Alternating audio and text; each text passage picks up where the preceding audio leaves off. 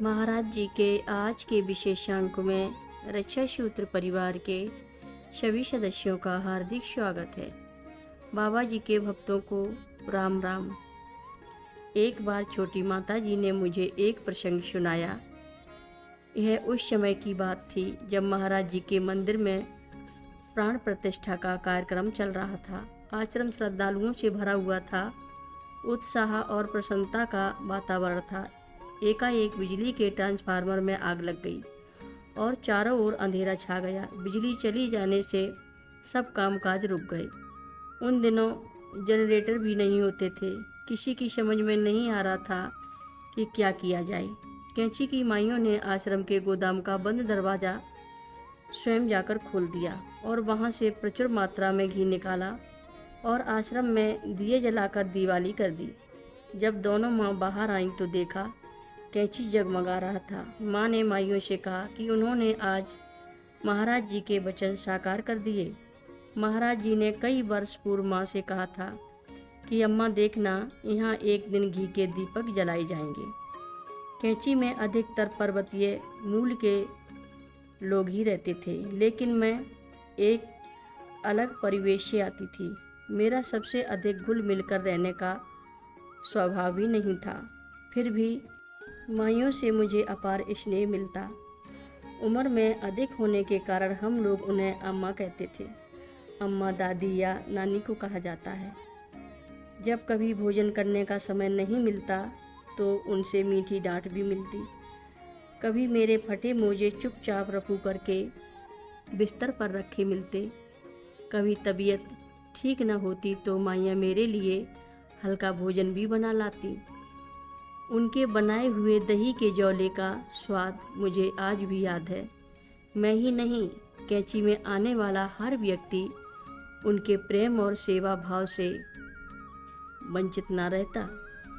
आश्रम में कुछ लोग ऐसे भी थे जिनका स्वभाव, वेशभूषा और व्यवहार अन्य लोगों से भिन्न होने के कारण वे उपेक्षित से लगते थे। ऐसे लोगों के प्रति माँ के मन में विशेष प्रेम था। माँ की कुटिया में प्रवेश के लिए उन्हें कोई रोक टोक नहीं थी। उनके लिए न समय का कोई बंधन था और न सीमा का। कभी कभी देखा जाता था कि आश्रम की ओर जाते हुए माँ स्वयं उनकी ओर मुड़कर उनकी कुशल क्षेम पूछती। उन लोगों का भी माँ से ऐसा अपनत्व था जिसका वर्णन करना कठिन है। ऐसी ही एक वृद्ध माई पुनली दीदी थी जो कैंची आश्रम में ही रहती थी। वह एक ग्रामीण महिला थी। उनका पहनावा सूती घाघरा, एक चादर, गरम स्वेटर और आँखों में मोटा चश्मा था जो पुराना होने के कारण एक डोरी से सिर के पीछे बंधा रहता था। उनके बाल शायद ही कभी कंघे से नहीं बने थे। पुनली दीदी कहाँ से आई थी, क्या करती थी, उनके जीवन के बारे में किसी को कुछ भी नहीं पता था। उनकी छोटी सी कोठरी नमा कुटिया मेरे कमरे के ठीक नीचे हुआ करती थी। घनी रात में पुनली दीदी मुझे अपनी कोठरी के आसपास घूमती हुई दिखाई देती थी। उनका रात के अंधेरे में अकेले से बोलना भी साफ सुनाई पड़ता था, जैसे कि वह किसी के साथ बात कर रही हो। दिन में पुनली दीदी कभी आश्रम के बगीचे में घास पत्तियां बीनती दिखाई देती या फिर भंडार गृह में अनाज, दाल, चावल साफ करती रहती थी। आश्रम में वह अकेले ही रहती थी। आश्रम के कर्मचारी कभी उनसे नाराज भी हो जाते, परंतु माँ हमेशा उनके प्रति प्रेम और करुणा का भाव रखती। प्रतिदिन आश्रम में भ्रमण करते हुए जहाँ भी पुनली दीदी होती, माँ उनके पास जाती। कभी पुनली दीदी का मन हलवा खाने को करता तो वह महाराज जी की शिला के पास बैठकर हलवा बनाओ महाराज जी, हलवा बनाओ महाराज जी गाने लगती थी।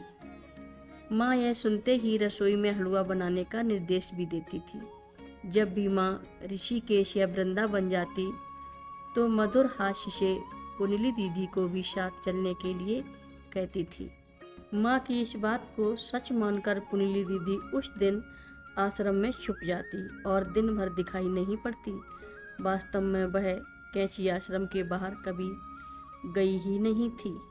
कथा लंबी है, आगे की कथा सभी भक्तों को अगले भाग में सुनाएंगे। हर रोज महाराज जी की कथाएं सुनने के लिए सभी भक्तों का धन्यवाद। सभी भक्त रक्षा सूत्र चैनल को सब्सक्राइब करें, शेयर करें, लाइक करें, घंटी बजाना ना भूलें। कमेंट बॉक्स में लिख भेजें जय नीव करोरी बाबा जी महाराज। सभी भक्त मिलकर बोलो नीव करोरी बाबा जी महाराज की जय जय बोलो, सिद्धि माता की जय जय बोलो, जय श्री राम बोलो।